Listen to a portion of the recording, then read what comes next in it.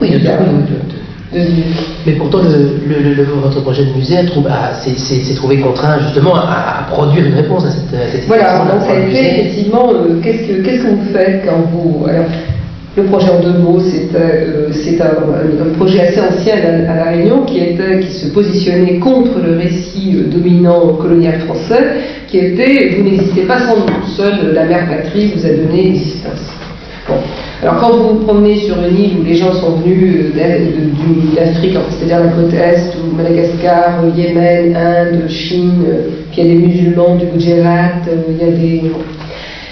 et puis il y a des colons d'Europe, vous voyez bien que ce n'est pas vrai. Donc comment imaginer un lieu qui allait restituer cela, qui allait restituer les lieux d'où les gens étaient venus, d'où les différents groupes étaient venus, redonner donc existence à ces espaces, et en même temps montrer comment, venant de ces espaces, autre chose s'était créée sur ce territoire qui était ce monde créole, donc les processus et les pratiques de créolisation. Donc les 2 défis, c'était à la fois la restitution de cela, et puis à travers cette restitution une forme de réparation contre donc, le discours dominant, donc contre le mépris qui avait été affiché, le déni, l'ignorance, la négligence, et une réinterprétation qui permettrait à chacun de voir à travers les héritages ce qu'on voulait garder ou pas garder. Puisque donc une approche de l'héritage, c'est on ne garde pas tout. Vous ne gardez pas tout chez vous. Il y a des choses qu'on jette parce que sinon on ne peut plus rentrer dans la maison. Donc c'était donc toute une réflexion là-dessus. Donc pour nous, ça a été d'essayer de penser, si vous voulez, on devait donc penser, ça s'appelle la maison, ça s'appellera la maison des civilisations et de l'unité réunionnaise. Donc ces civilisations qui ont constitué, d'où sont venus les différents groupes qui sont venus à La Réunion. Donc comme je disais, Chine, Inde, monde musulman, monde européen, monde africain, monde insulaire. C'est-à-dire le monde insulaire, c'est les Comores et Madagascar qui sont importants pour cette partie du monde. Donc de restituer à la fois, et c'était en même temps, comment vous allez montrer? Vous n'allez pas montrer, par exemple, l'Inde des Maharajas, les gens ne sont pas venus, évidemment, ils venaient, c'était des pauvres gens du Tamil Nadu, surtout Tamil Nadu, la région qui vient d'être frappée, surtout. Et puis même aussi du Sri Lanka. Donc qu'est-ce que je voulais former? Pour en même temps montrer aux gens qui ne venaient pas de nulle part. Parce que le récit, pour revenir un peu à ce que tu évoquais, c'est-à-dire, les esclaves sont venus d'Afrique. Ah bon? Alors il y a un espace, l'Afrique, et puis il y a les esclaves sont venus d'Afrique. Bon. Mais les esclaves, enfin, je veux dire, si vous avez 14 ans, vous venez d'un petit village de Mozambique, c'est pas la même chose que vous avez 26 ans, vous êtes une femme des plateaux de Madagascar, comme esclave. Donc comment vous allez restituer la singularité des existences, pour que justement l'esclave ne soit pas cette espèce de catégorie générique, l'esclave, et qu'il ait une existence. Et comment aussi vous restituez les espaces d'où sont venus ces gens. Donc on a imaginé par itinéraire, ce que je disais, l'itinéraire, la trajectoire.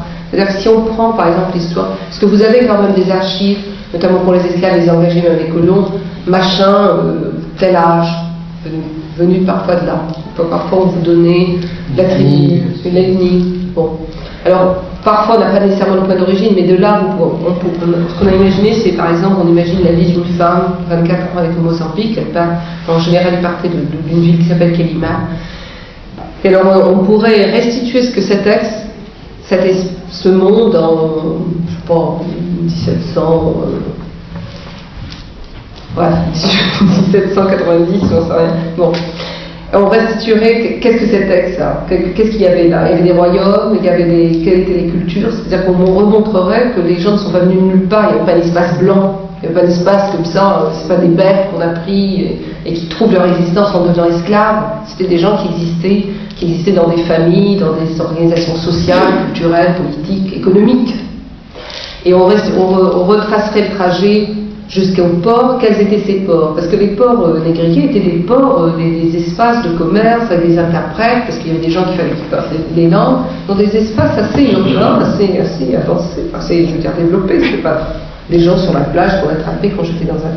On restitue aussi le trajet, le bateau. Qu'est-ce que c'est que le bateau? Parce que le bateau est un espace aussi de transformation. Tout ce qu'on appelle, pour les Africains-Américains, le Middle Passage, le passage du milieu. Là. Et puis, parfois les escales, parce que parfois on leur faisait faire escale, on continuait à partir du bateau négrier. Et puis l'arrivée. Et l'arrivée restitue aussi l'arrivée. Parce que l'esclave ne vient pas d'Afrique pour arriver à La Réunion. Bon, La Réunion c'est tout petit, mais enfin c'est quand même, je veux dire, il n'arrive pas à La Réunion. Il arrive et puis on le met dans un endroit Bon, alors par exemple, si vous êtes resté à Saint-Philippe, je peux vous dire, je sais pas, on s'est suicidé en 2 jours, c'était un espèce d'endroit dans le sud, c'était absolument mélancolique. Donc vous restituez tout le trajet, mais vous n'allez pas restituer, je veux dire, c'est pas le texte de la personne, vous ne l'avez pas. Vous n'avez pas les personnes qui vous disent j'avais 20 ans et j'ai été prise, kidnappée, vendue comme esclave. On n'a pas les récits comme on a aux États-Unis.